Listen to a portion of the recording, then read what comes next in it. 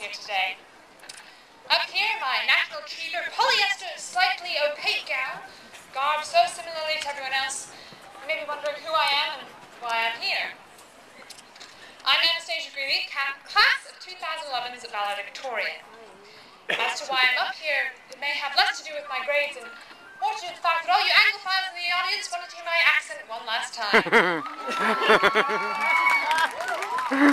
Anyway, in my antisocial underclassmen years, when I would do a little bit, read and do homework, I discovered a wonderful author. Not Jane Austen, as those who know me might suppose, but the English early 19th century novel writer, but rather a more current and arguably more influential English Jane Goodall. According to the pioneer of female field science and huge proponent of animal rights and environmental awareness, the greatest danger to our future is apathy. Apathy.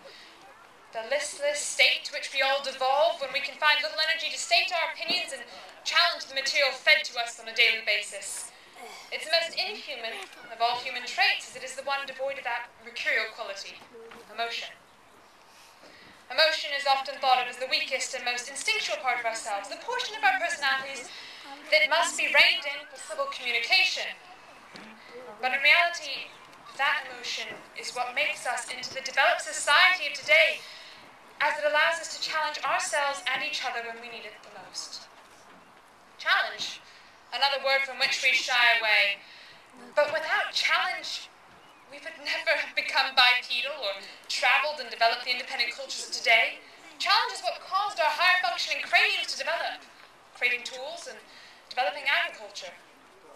We cannot thrive without challenging ourselves and attempting to make change where we see fit. This change cannot be brought about without a driving motivation, namely passion. We all have things, activities, skills, in which we find great joy, and a continuous strive to develop and grow our abilities within these areas. This is called passion, and it is the antithesis of apathy. Passion is the great culmination of emotion into actions which can benefit us and others. This quality is not one to which we seek solace from the drudgery of daily life, but rather the driving force we can use to transform our lives into one of enjoyment, fulfillment, and productivity. Some people love the arts, be that painting, drawing, sculpting, writing, creating music, or acting and dancing. Some love the sciences, biology, chemistry, physics. Others revel in the hands-on work of mechanics, construction, and even gardening. I can't cover the subjects which give us joy, but I can encourage you to find your passion and continue to do it. When we do work we enjoy, the result is always so much more beautiful and breathtaking, not only for others, but also ourselves while making it. By being passionate, we can fight the throes of apathy and provide something into which we can display our emotions and create feelings in others. Emotions are what allow us to connect to others, and by following our passions, we can help others to feel as strongly as we do. In sharing our passions, we are doing something almost more important than simply acting on them. Being compassionate. Compassion is what truly keeps us linked. Challenging one another pushes development, but compassion coaxes it. By caring about others and in turn their passions, we are creating a world which was much more cohesive and progressive than the world in which previous generations have grown up. By being compassionate, we can discover passions that directly help others and help to cultivate the passions that are other than our own. By being empathetic, we can prevent others from feeling the necessary hurts which we have experienced. By being sympathetic, we can prevent others from feeling the pain which we have not felt. Both are forms of compassion that should be exercised by all. We must all challenge ourselves and others. We must all find our passions and pursue them. We must all be compassionate beings, and we must not fall to the dangerous pits inhabited by apathy. Ingram graduating students, we are about to leave the supporting branches of the public mandatory school system. Many of us are able to leave the cradles of our youth as well, the family of home.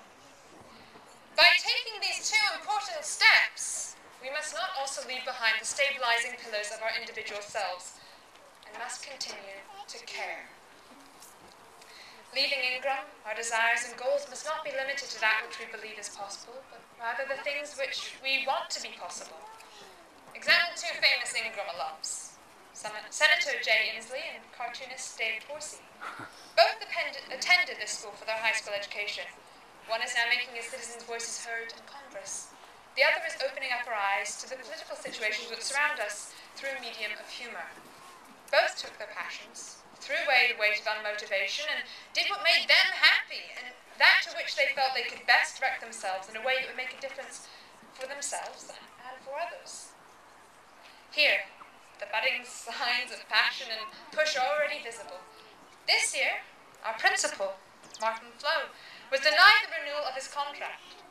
Upon hearing a small piece of news, the Ingram students and community whipped into action, taking their passion, the care of a respected leader, and acting upon it by way of rallies, emails, letters, protests of all kinds to preserve the leadership of a man they believe fantastic were implemented.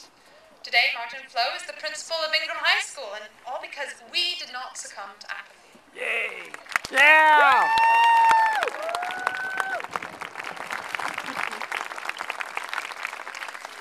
Look at us, Ingram High School, class of 2011. Here we are, the end of our mandatory schooling. As we step into adulthood, remember to avoid the throes of demotivation. Continue to follow your passions. Continue to challenge yourself and others. Continue to be compassionate. And thank those who helped you to reach this point of maturity. Thank you.